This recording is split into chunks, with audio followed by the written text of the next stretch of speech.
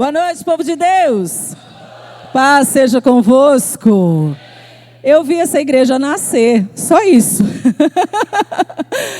Eu era uma menina de 16 anos, agora você faz as contas correndo, né?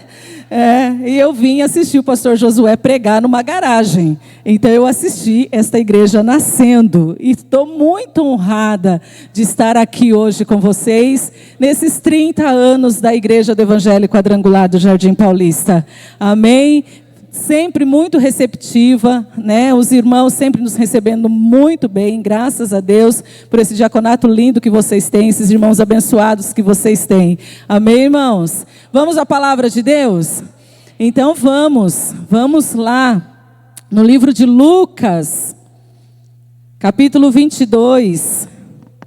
Vocês estão aí numa semana inteira, onde vai ser, né? Começa hoje, olha que honra, irmãos. E eu fiquei sabendo que eu vou abrir a campanha e o meu pai vai fechar. O pastor Juarez é meu pai na fé. Eu não sei se era para contar, mas já contei. Não sei se era surpresa, né? Mas é meu pai na fé. Eu me converti na igreja sede ali em Montemor. Sou filha de pastor, neta de presbítero, mas eu fui me converter na igreja quadrangular. Foi lá que Deus me chamou. Foi lá que Deus me chamou. Então, meu coração é 4 cores, não tem jeito. Eu tenho sangue assembleiano, como quem me conhece aqui já sabe disso, né? Que eu tenho um pouquinho de sangue assembleiano, reteté na veia, mas eu sou quadrangular de coração, convertida na igreja quadrangular. Amém? Meu pai também é pastor aposentado já da Assembleia de Deus.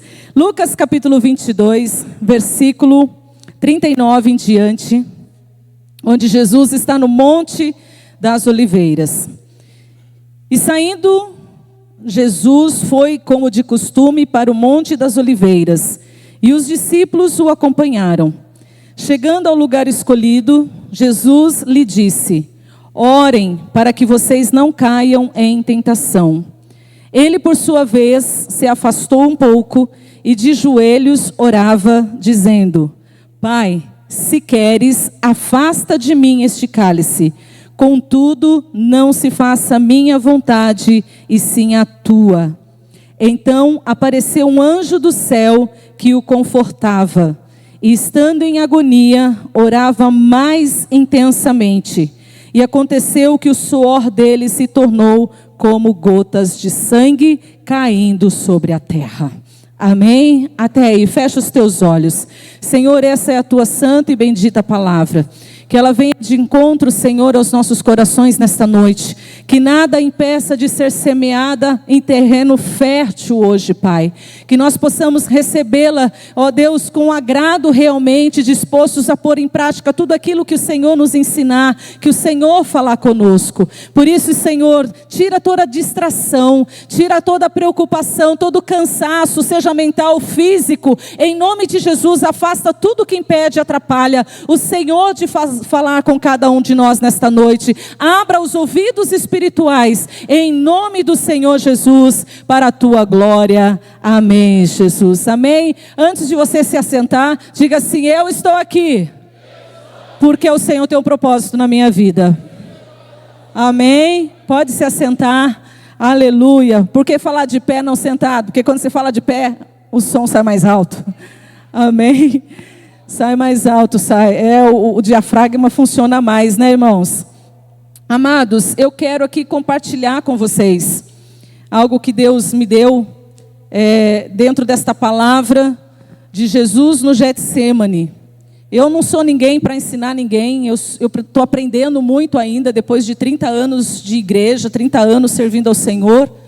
Eu tenho aprendido ainda todos os dias, e eu creio que isso só vai acabar quando Jesus voltar, ou o dia que Jesus nos levar, né, desta vida.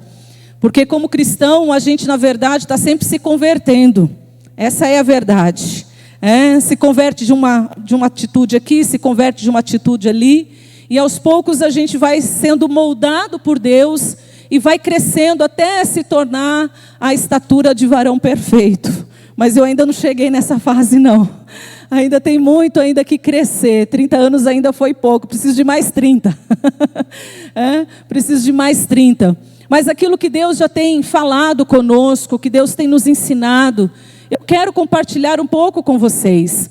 Nesse texto, onde nós encontramos o momento crucial de Jesus, os últimos momentos de vida de Jesus nessa face da terra como homem, foi justamente num lugar aonde ele tinha o costume de ir, assim como ia também em outros montes para orar, para estar mais à vontade, distante das pessoas. E Jesus tinha o hábito de ir algumas vezes também ali no Getsêmani. Ao contrário do que muitas pessoas imaginam, e até a gente, às vezes por falta de conhecimento mesmo, nós falamos que o Getsêmani é um jardim. E o Getsêmani ele não é, na verdade, um jardim. Ele é um pomar.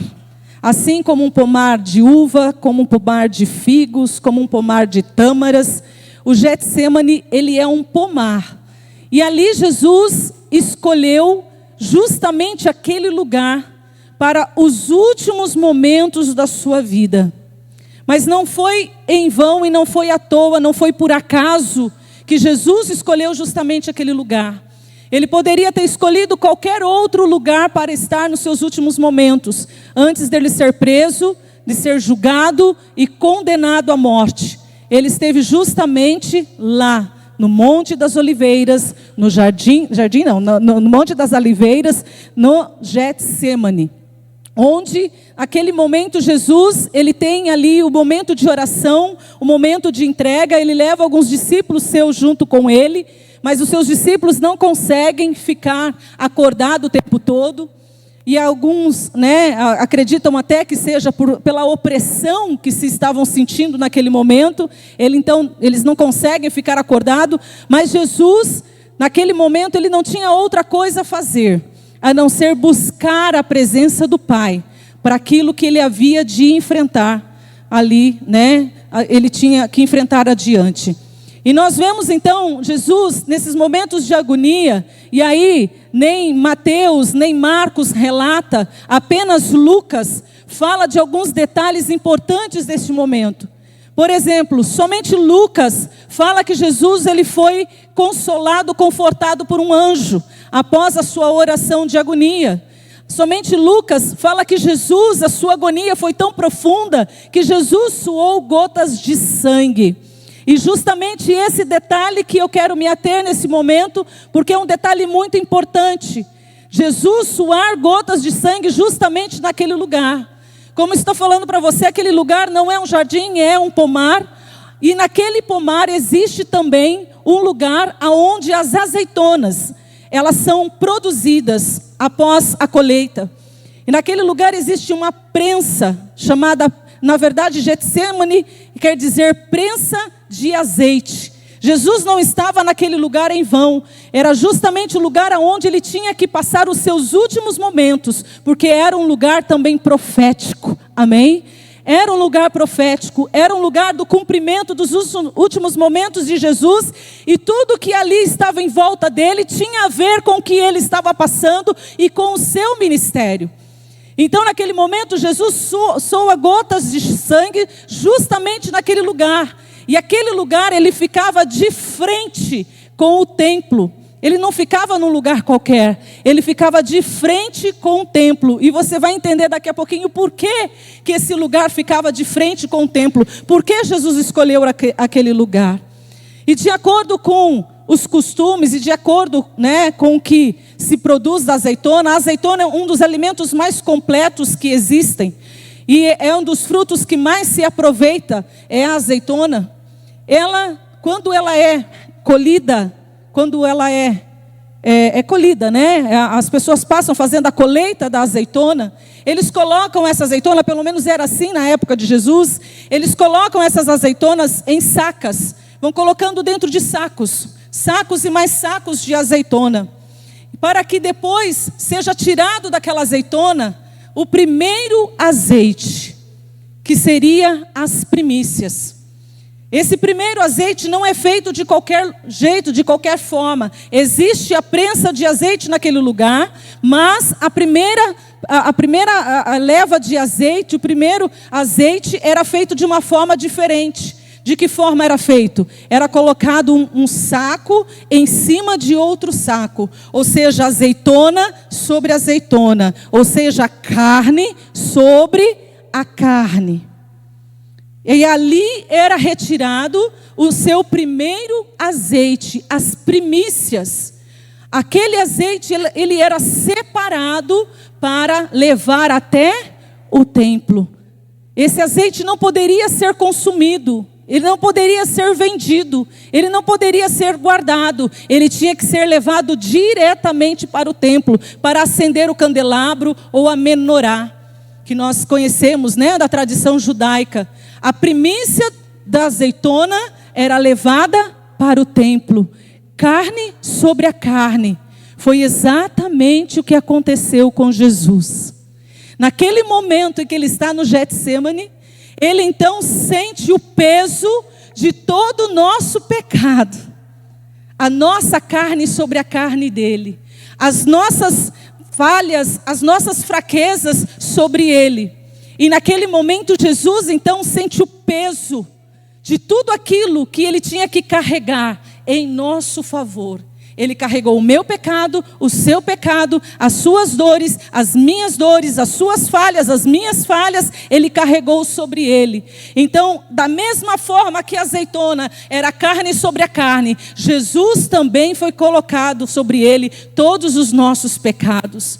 E é naquele momento de profunda tristeza e angústia que Jesus derrama as suas primeiras gotas de sangue, ou seja, a primícia. A primícia não poderia ser para nós, a primícia tinha que ser para Deus. E aonde que ele faz isso? De frente com o templo. Ali Jesus derrama suas primeiras gotas de sangue para o Pai, dando a entender que apesar de tudo aquilo que ele tinha que sofrer, ele estava disposto a obedecer e a suportar todo o peso que estava sobre as suas costas, que estava sobre a sua vida. Jesus então suporta, mas o seu corpo sente. O seu corpo físico, que é limitado, como o nosso corpo é limitado. A sua alma, que é limitada, como nós somos limitados, sente. Então Jesus derrama as suas primeiras gotas de sangue. E essas primeiras gotas de sangue estão representando as primícias que deveriam ser entregues diante de Deus. O primeiro azeite, as primeiras gotas de sangue, entregue para o Senhor. Dá para entender, irmão, o mistério que existe no Getsemane? Só o começo. Aí está só o começo. Jesus, as suas primeiras gotas de sangue, entrega as primícias, mas não parou por aí. Não parou, porque a azeitona, depois que ela é colocada saco sobre saco, depois que ela dá a primeira leva de azeite, ela então é colocada na prensa. Getsemane, prensa de azeite. É colocado na prensa.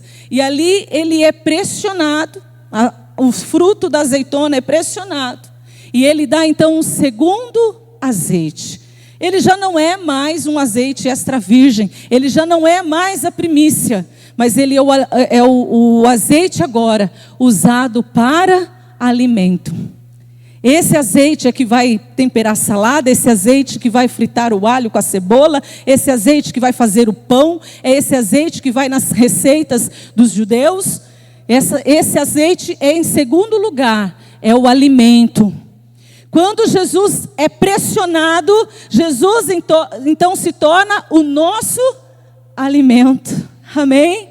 Ele se torna o nosso alimento, que sacia a nossa fome. Ele disse: eu sou o pão vivo que desceu do céu. Aquele que come desse pão nunca mais voltará a ter fome. Talvez você esteja aqui hoje pela primeira. Tem alguém aqui pela primeira vez? Tem alguém visitando pela primeira vez? Não? Todos já são da casa? Mas talvez você tenha passado fome espiritual e não tenha entendido ainda qual é o propósito de Deus para a tua vida. Muitas vezes nós buscamos alimentos em vários e vários lugares, nós buscamos saciar a nossa fome de várias e várias formas, enquanto que só Jesus tem o pão que sacia verdadeiramente a nossa fome. Ele é o pão, Ele não tem, Ele é o pão. Quando nos alimentamos de Jesus, nós entendemos por que Ele estava no Getsemane naquele momento. Porque assim como o azeite serve de alimento, Jesus também estava servindo de alimento para a nossa vida. Ele estava dizendo: eu vou matar a fome desse mundo, eu vou matar a fome desse povo. Mas não para por aí, porque essa é a segunda prensa. E a azeitona vai para uma terceira prensa. Ela precisa ser mais uma vez esmagada. Então é colocado mais peso para que ela consiga produzir mais um azeite. E ela produz. Ela é tão abençoada que ela produz. E ela agora produz o azeite para que sirva de unção para a cura das feridas. Vocês estão entendendo porque Jesus estava lá?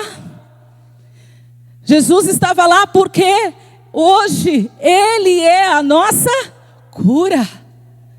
Assim como o azeite é usado para curar as feridas, ungir as pessoas enfermas, Jesus também é a nossa cura. Ele é o nosso Jeová Rafá.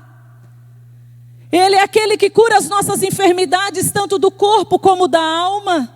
É aquele que cura os relacionamentos e cura as feridas mais profundas dentro de um relacionamento. Jesus tem o poder de curar todas as feridas. Amém, queridos?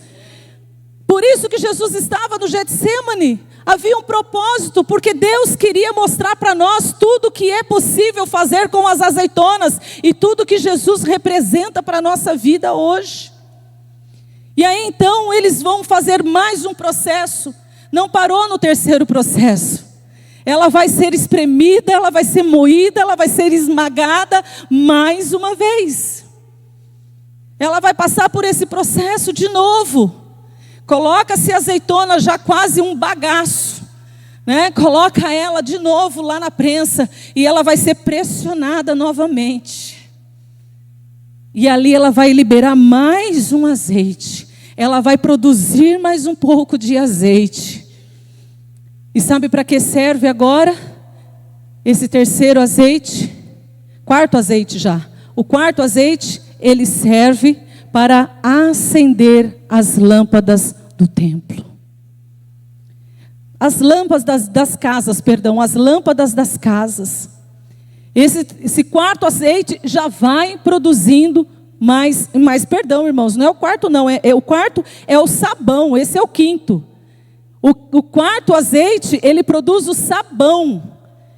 Ele vai para a fábrica para produzir sabão. E esse sabão é usado para tomar banho. Esse sabão é usado para limpar a pele. A mesma coisa representando Jesus, que nos limpa completamente. E mais do que isso, Ele nos limpa não somente por fora, mas Ele nos limpa principalmente por dentro. Jesus limpa os nossos pensamentos. Jesus limpa os nossos projetos, os nossos sonhos, os tornando puros aos seus olhos diante dEle. Jesus vem trazendo sobre nós uma limpeza completa. O quarto azeite é usado para fazer sabão. Aí sim, o quinto azeite, que já não tem mais quase nada, já está um bagaço, ele ainda libera algo para poder fazer o azeite para as lamparinas. E isso vai iluminar as casas. E por último, você pensa que acabou? Ela não vai ser mais pressionada. Ela não vai ser mais moída. Só ficou o bagaço. Mas nesse bagaço, ele é usado para fertilizante. Ele vai fertilizar as lavouras. Ou seja, nada se joga fora quando se fala de azeitonas. Jesus é completo, assim como a azeitona é completa. Jesus tinha que suar as primeiras gotas de sangue para nos ensinar, queridos, que nós precisamos dar as primícias para Deus, que nós precisamos fazer o melhor para Deus. Muitas vezes nós fazemos aquilo que nos sobra, que nos resta, o resto do nosso tempo, o resto do nosso dinheiro, o resto de tudo que nós temos, muitas vezes, nós oferecemos para Deus. Enquanto Jesus ofereceu as suas primícias, nós devemos também que oferecer as primícias para o Senhor. É as primeiras horas do dia que o Senhor quer, não é as últimas horas do dia que o Senhor quer. Amém, igreja? É isso que o Senhor quer de nós, que nós venhamos a praticar, assim como Jesus, Ele foi um exemplo para nós, quando Ele esteve ali no Getsemane, nos demonstrando que é possível mesmo diante de tanta pressão, de tanta luta, de tanta perseguição, é possível, mesmo diante das circunstâncias difíceis, você produzir algo útil para a vida de alguém, você ser útil na vida das pessoas. Muitas vezes nós nos encontramos em situações que nós pensamos em desistir, nós pensamos em parar, nós pensamos em largar o cargo, deixar o cargo, não quero mais, não vou fazer mais isso, está muito difícil, está muito complicado, está muito dolorido. Amados, olha só o que Jesus passou naquele momento. Ele era homem como eu e você, ele sentia as dores como eu e você sentimos as dores. E se nós queremos avançar, se nós queremos crescer, se nós queremos ir além, nós precisamos sim suportar tudo aquilo que muitas vezes vem sobre a nossa vida. Muitas vezes nós queremos que as coisas se resolvam no piscar de olhos. Olha aqui, Deus, Ele não trabalha no tempo do homem, Deus trabalha no seu tempo. Amém? É o Kairos, Deus só trabalha com Kairos, Deus não trabalha com Cronos. E nós muitas vezes achamos que é só eu me humilhar, é só eu fazer um chorinho lá, uma manha, e Deus vai resolver meu problema. Não é assim, queridos. Tudo tem um propósito. Jesus estava no Getsemane porque tinha um propósito. Você talvez esteja passando por uma situação, não vou dizer semelhante à de Jesus, porque isso nunca vai acontecer. Amém, irmãos? Nós nunca vamos passar pelo que Jesus passou. Jamais. Mas talvez você esteja numa circunstância que você esteja sofrendo tanto quanto ele sofreu. Porque nós somos mais fracos. E a medida de sentir a dor vai de pessoa para pessoa. Talvez se você cortar a ponta do seu dedo, não doa em você. Mas se eu cortar a ponta do meu dedo, vai doer muito em mim. Então é muito relativo. O quanto você aguenta e o quanto eu aguento. O quanto é doloroso para você, o quanto é doloroso para mim. Muitas vezes é fácil eu sair de algumas circunstâncias, porque eu tenho uma experiência, eu tenho uma tranquilidade, uma forma de enxergar as coisas, e aí eu consigo me sair bem daquela situação. Mas se é você, talvez você se perca nessa situação. Cada um tem um jeito de ver as coisas. Não importa se é menos ou é mais. O que importa é que se Deus está trabalhando no seu processo, se Deus está trabalhando na tua vida, fica tranquilo, porque Deus tinha um propósito maior para Jesus. Jesus não ia ficar no Getsemane para sempre. Amém? Jesus não ia permanecer lá para sempre, não era esse o propósito de Deus, mas o propósito de Deus era mostrar o quanto útil e o quanto importante era o seu Filho na vida da humanidade. E Deus muitas vezes permite que a gente entre em processos na nossa vida, justamente para mostrar o quanto Ele te ama e o quanto você é importante no seu reino. Sem processos difíceis, sem Getsêmanes na nossa vida, nós não crescemos, nós não amadurecemos, nós não desenvolvemos, nós não conseguimos alcançar um degrau acima daquele onde nós estamos. Nós precisamos passar pelo processo. É difícil muitas vezes? É difícil. É complicado muitas vezes? É complicado, mas você não está sozinho. Tem um grupo que ora por você, começar por aí. Que eu sei que vocês trabalham com célula, e a igreja em célula, ninguém anda sozinho. Ninguém anda sozinho. Jesus naquele momento levou uns companheiros juntos, se não me engano 2 ou 3. Jesus levou junto, e Jesus ficou sozinho. Teve que um anjo vir do céu e amparar Jesus, e confortar Jesus, porque os seus discípulos que estavam com ele dormiram. Isso pode também acontecer com você. Sabe, irmãos, tem situações na nossa vida que ninguém vai nos ajudar, que ninguém vai poder fazer nada por nós, mas nós não estamos sozinhos por isso. O Senhor estará lá, sempre presente, sempre pronto a estender as mãos, a te fortalecer.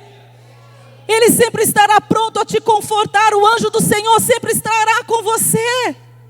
Jesus falou: olha, tudo que aconteceu comigo vai acontecer com vocês também. Muita coisa vocês vão ter que passar. Falou para os seus discípulos. Porque se perseguiram que a mim, que sou o chefe, que sou o mestre, muito mais vocês que são servos. Nós não estamos livres de passarmos por perseguições.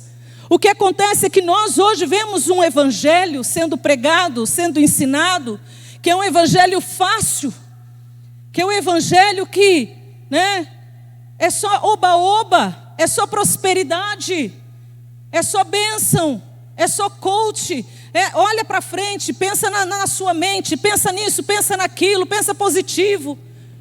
Não é, irmãos? Sendo que o evangelho verdadeiro é isso que nós estamos lendo aqui em Lucas, o que Jesus passou. Nós passamos sim por dificuldades. Eu estava assistindo um filme, e eu quero recomendar esse filme, principalmente, não sei se vocês já assistiram, mas estava assistindo com meu esposo, chama... Ai, meu Deus. Não é Perseguidos por Cristo, eu acho que é Perseguidos por Cristo. Eu acho que é esse. Perseguidos por Cristo. É um filme, não é muito novo não, mas também não é um filme muito velho não. Mas conta a história de um homem de Deus, de um pastor, na época da União Soviética. O seu país, a Romênia, foi invadido pelos russos. E ele era um pastor presbiteriano, luterano. E ele sofreu todas as perseguições possíveis por causa do Evangelho de Cristo. Eu não vou contar todo o filme, senão eu ia perder a graça, Mas ele foi perseguido por amor a Cristo. O que me remete àquele filme é justamente a época dos apóstolos, a época dos discípulos, que sofreram tanto para que hoje eu e você, aqui no nosso país, nós tivéssemos a liberdade para poder servir a Deus como nós temos hoje. Essa liberdade, irmãos, que nós temos aqui, ela já foi tirada em muitos e muitos países, ela não existe. Muitas pessoas são perseguidas em muitos países afora, por causa do Evangelho. Aí o que o filme nos faz refletir é: será que eu suportaria tamanha perseguição? Será que eu suportaria tamanha afronta pelo Evangelho de Jesus? Muitas vezes nós queremos mais, nós temos que querer mais. Amém, irmãos? Mas o quanto nós estamos dispostos a suportar para alcançar mais? Porque tudo que nós precisamos, muitas vezes, alcançar, aquilo que nós desejamos, tem um preço a ser pago.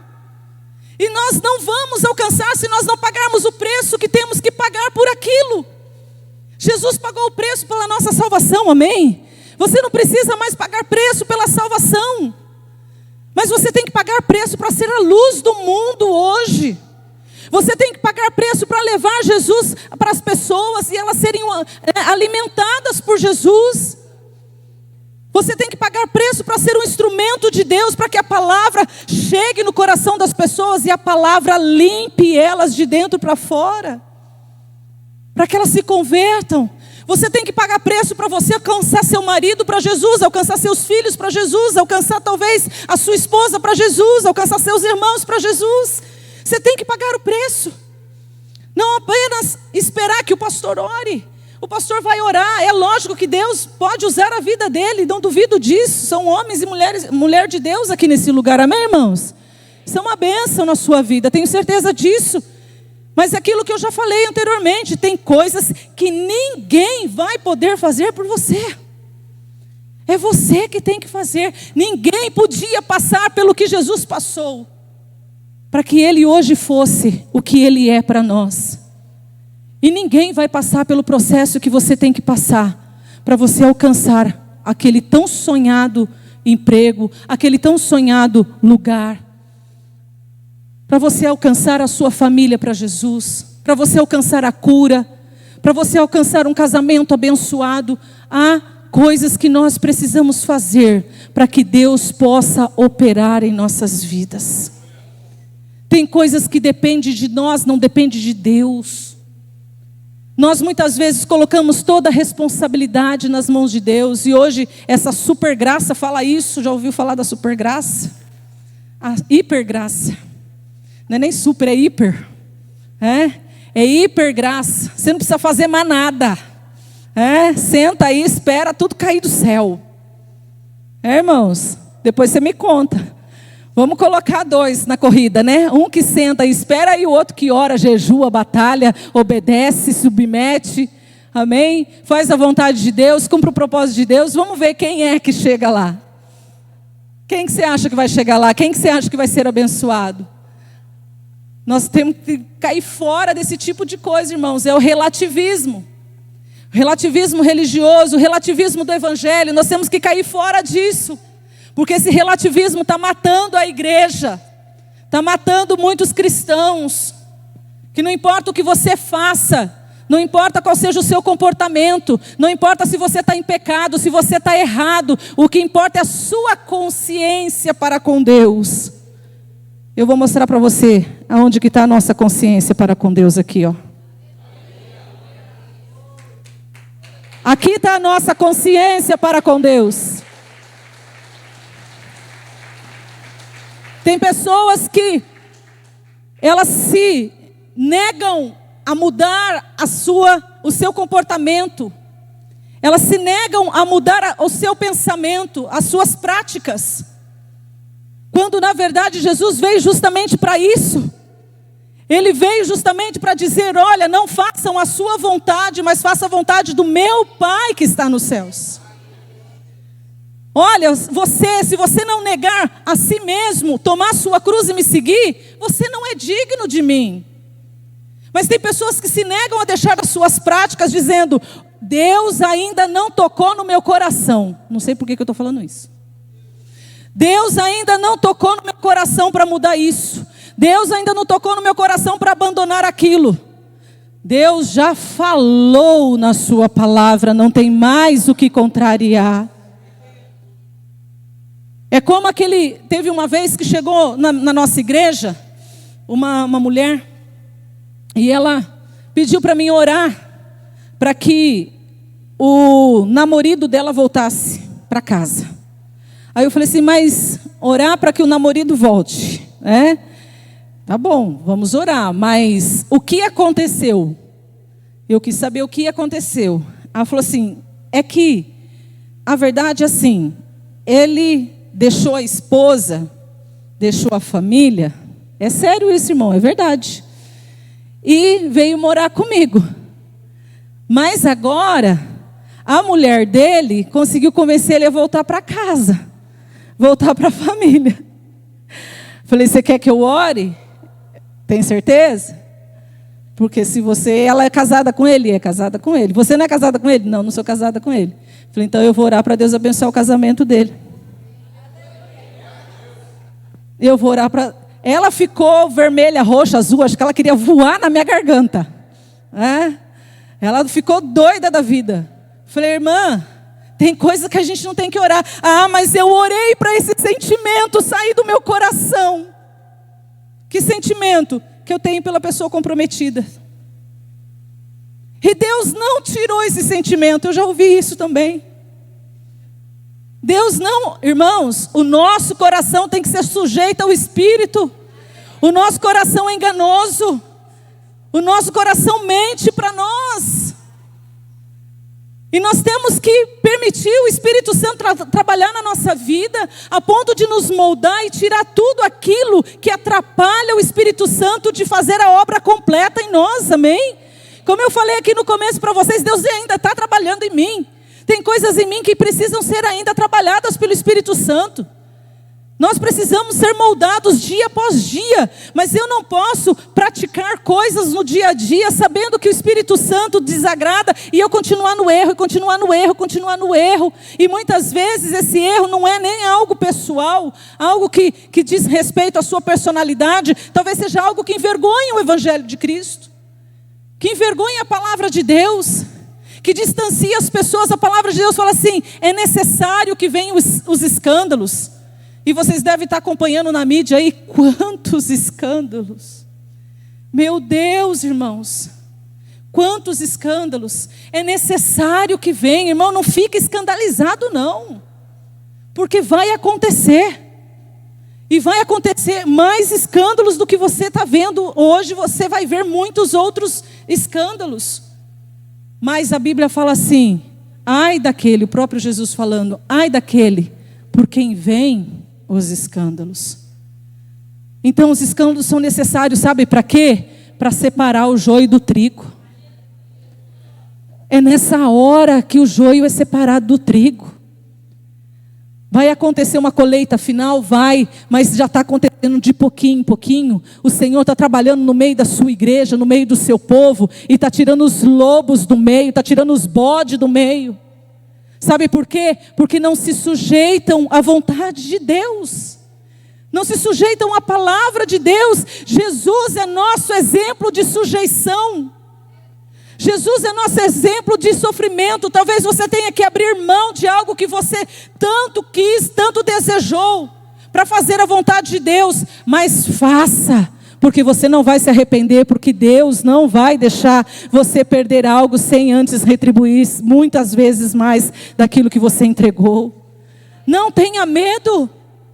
Não tenha medo, o Senhor sabe o que está fazendo. Então pague o preço que for necessário, mas obedeça ao Senhor. Se você quer alcançar mais, se você quer viver novas experiências com Deus, então comece a olhar para dentro de você. Comece a olhar para o exemplo de Jesus, que foi prensado, que foi moído, que foi esmagado, mas Ele não deixou de dar o seu azeite. Amém? Que Ele foi muitas vezes, perseguido, bateram nele, humilharam ele, tentaram matar ele várias vezes, ele conseguiu fugir até chegar o dia do seu propósito. Enquanto não chegar até o último dia da sua vida, Deus quer realizar o propósito na sua vida que Ele tem para fazer. Mas para isso você precisa entender que esse processo que você está passando é provisório. O Getsemane não é para sempre. Porque Jesus foi sim, depois crucificado. A coisa ficou ainda pior para Jesus. Ficou ainda mais difícil para Jesus, porque Ele teve que sofrer as dores físicas. Além da dor da alma, as dores físicas. E quando Ele estava lá na cruz, Ele não condenou os seus agressores, Ele não condenou os seus inimigos. Ele orou por eles, mas ao terceiro dia, Ele ressuscitou.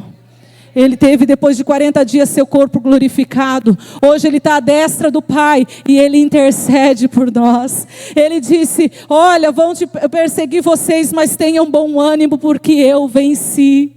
Amém? E se Ele venceu, nós podemos ter a certeza de que Ele está conosco e nós também venceremos. Aleluia. Diga para o seu irmão, cutuca ele aí, suporte o processo. Não, suporte o processo, irmão. Suporte o processo. Aleluia. Suporte o processo para que você chegue no propósito. Amém, Jesus. Está embaralhando aqui. Mas vamos falar com Deus, irmãos. Vamos falar com Jesus, vamos falar com o nosso Pai eterno. Quero chamar o conjunto aqui. Não sei se vocês receberam alguma revelação aí para cantar um louvor abençoado. Que vocês são bênção demais, né, irmãos? Que conjunto abençoado, né? Glória a Deus. Vamos colocar de pés, vamos falar com o Pai. Aleluia, Ele está neste lugar, a sua glória está neste lugar. Tua presença está neste lugar. Aleluia. Nós queremos mais de Ti, Senhor, mas para isso nós precisamos ter força para suportar tudo aquilo que vem contra nós. Não importa, Senhor, a Tua palavra diz que o inimigo, ele virá por um caminho contra nós, mas por 7 caminhos eles fugirão. Eles ficarão tão desbaratados que eles vão se perder na fuga. Eles não vão achar o caminho de volta. Deus é Deus sobre a nossa vida. Aleluia, Jesus. Oh, Deus poderoso, Deus maravilhoso, sei que estás aqui, Senhor. Coloque a mão no seu coração e feche os teus olhos. Oh, aleluia, Jesus, bendito seja, adorado seja Jesus. Aleluia, Jesus. Oh, Pai, eu quero mais de Ti, Senhor. Queremos viver novas experiências contigo, mas para isso nós precisamos entender que nós temos o nosso preço a ser pago, que nós temos o caminho a percorrer, que nós temos degraus a subir. Nós não podemos chegar lá no propósito, no topo, sem antes, Senhor, passar por este caminho. Talvez alguns de vocês já estejam nesse caminho, nesse processo. Você já esteja enfrentando uma luta muito grande na sua vida, que você já perguntou para Deus: Senhor, para que tudo isso? Por que eu estou passando por tudo isso? Está tão difícil. Jesus tinha um propósito. Jesus tinha o propósito de salvar as nossas almas, as nossas vidas. E Ele tem um propósito na tua vida também. Talvez você esteja no vale, né? Como nós costumamos dizer. Esteja passando um momento de vale na sua vida. Aleluia. Mas o Senhor conhece o profundo e o escondido. E Ele está enxergando coisas que você não está vendo. Ele está enxergando coisas que você ainda não enxergou. Aleluia. E muita coisa só vai mudar quando você enxergar. Aleluia.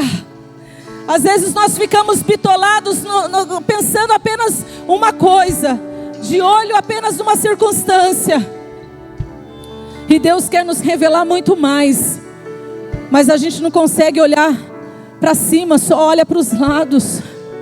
Olha para cima, meu querido. Deus tem um propósito nisso tudo. Deixa Ele revelar para você a vontade dEle. Aleluia. Pode cantar. Aleluia. Bendito seja o teu nome, Jesus. Sim, Jesus. Oh, Pai maravilhoso. Sei que és real e vives em mim. Oh, glória. Quero ouvir. Sim, Jesus. Anjos cantarem em uma só voz. Sim, Jesus. Aleluia. Santo, Santo, poderoso, o grande eu sou, que é digno, não há outro. Poderoso. Sim, Jesus. O grande eu sou.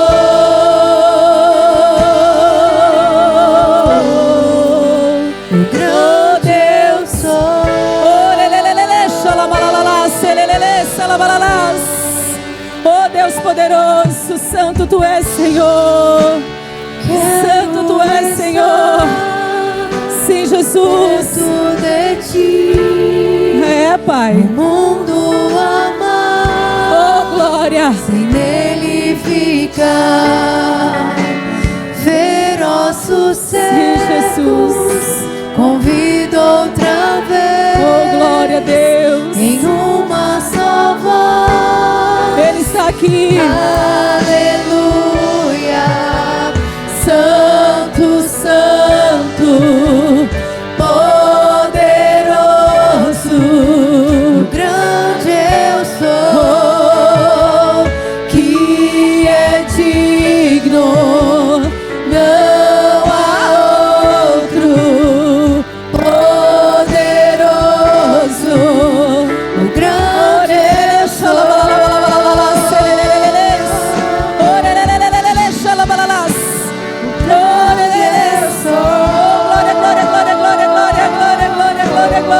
Glória, glória, glórias. Oh, dá a mão para a pessoa que está do seu lado. Olhe os corredores. Oh, lelelele, xalabalabá, xalabalás.